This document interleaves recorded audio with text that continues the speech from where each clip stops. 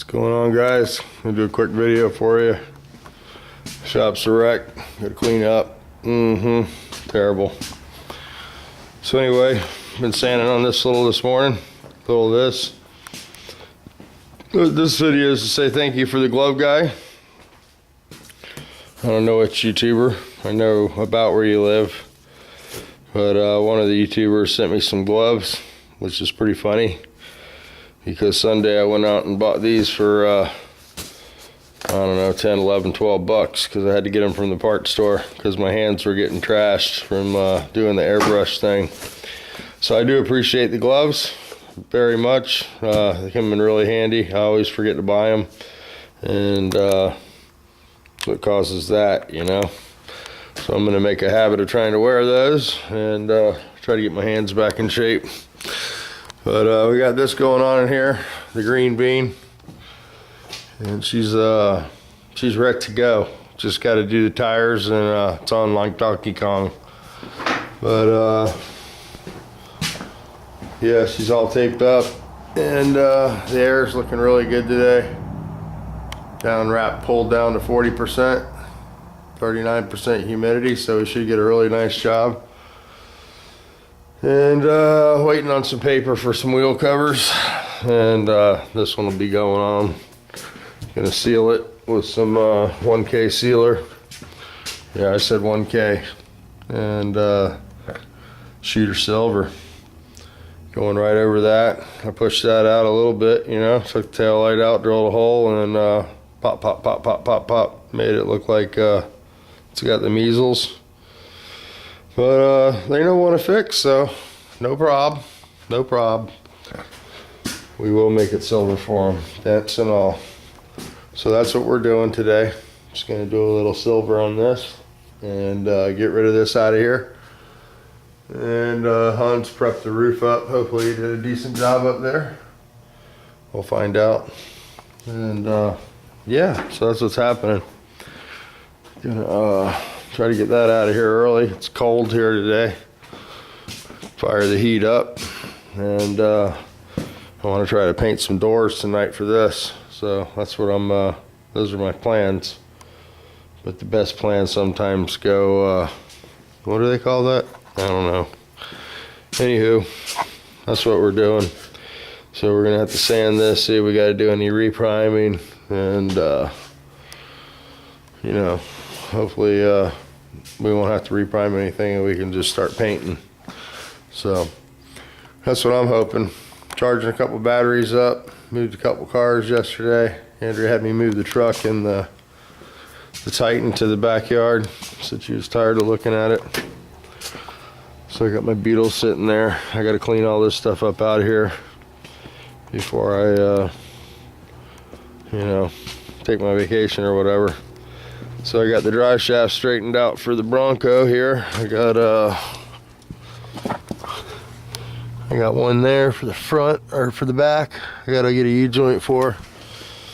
Anybody knows what a U-joint that 205 transfer take, or 205 transfer case takes in the rear, you can put the part number down on my page. I'd really appreciate it, because you know what it's like when you gotta go to the parts store and tell them you need a U-joint this size. What's it for? So I'm not sure this combination came in this Bronco, you know, the 205 transfer case with the 460 and stuff, but that's what it has now. So this longer drive shaft, this one in the middle, I gotta cut the end off of that. Somebody's already welded that on there, so that might make it difficult. But when you cut the tube back, it'll actually have a little plug that slides up in the tube, and that'll center it almost every time, you know. But when somebody welds it like that, it does make it harder. This is a factory weld here. It's much smaller, and we're gonna cut that double joint off there and put the single there, and that'll give us our front. So yeah, there you go.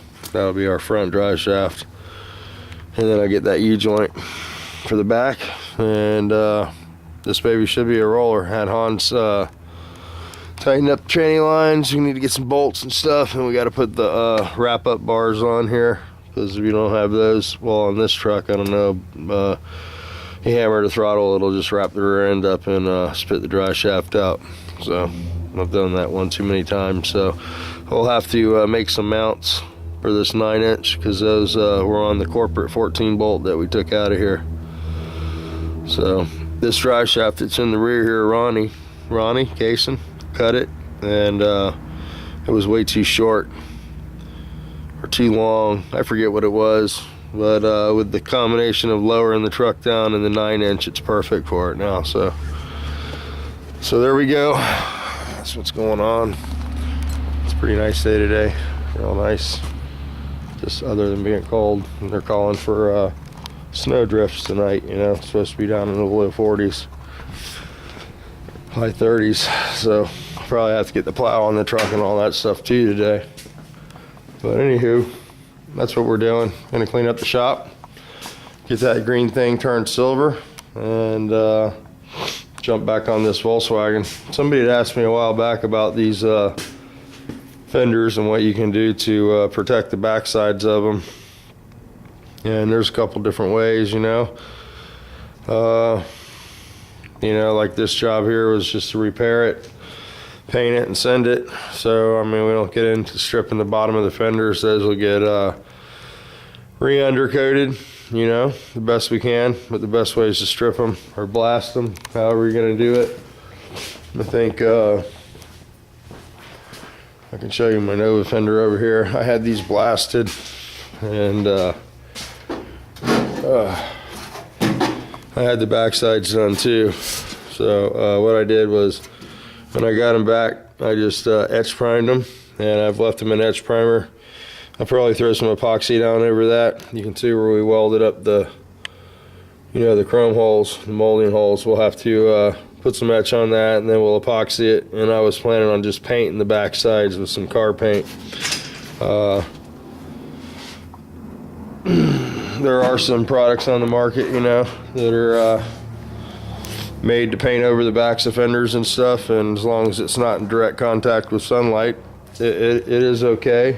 But you got to remember, anytime you brush something on with a brush or spray something on that's not activated, it's almost always dried by moisture or air, and will continue to dry and shrink as time goes by. That's the difference between a non-catalyzed product and a catalyzed product. The catalyzed product is going to be much more stable. And anytime you go with a single stage product, or I should say a 1K product, you leave the chance of that product shrinking up and cracking over time. I think I did a video on my bus where I did the whole inside of the floor with some of the popular stuff you brush on. And I've had good and bad luck with it, and that's the first time I've ever had it shrink up and crack and start peeling off in sheets. So the stuff that's made to go on with the brush seems to work better over untreated, rough surfaces. Seems to me like when you prep the surface down and prepare it, and you try to put that stuff on, it has no adhesion. So it could just be I'm doing it wrong, but I like this way, a little etch primer, a little epoxy, and then some single stage paint will give you the best protection, or even some base clear on the back sides, whatever you're spraying the outside with. So, all right, so let me shut up, turn this off, and come out here and get busy on Lily Balm, and got to get it finished up. Not long left on this one, so trying to figure out how to lift this thing up where I can get some paint behind those shock towers. So I'm trying to space it up off the pan, but still leave it on here so I can roll it. And that was the only snag that I saw, was right there where the beam comes up. You can see where it got primed around it last time, so I want to get it all one even coat. But yeah, so that's what we're doing. All right, guys, take it easy.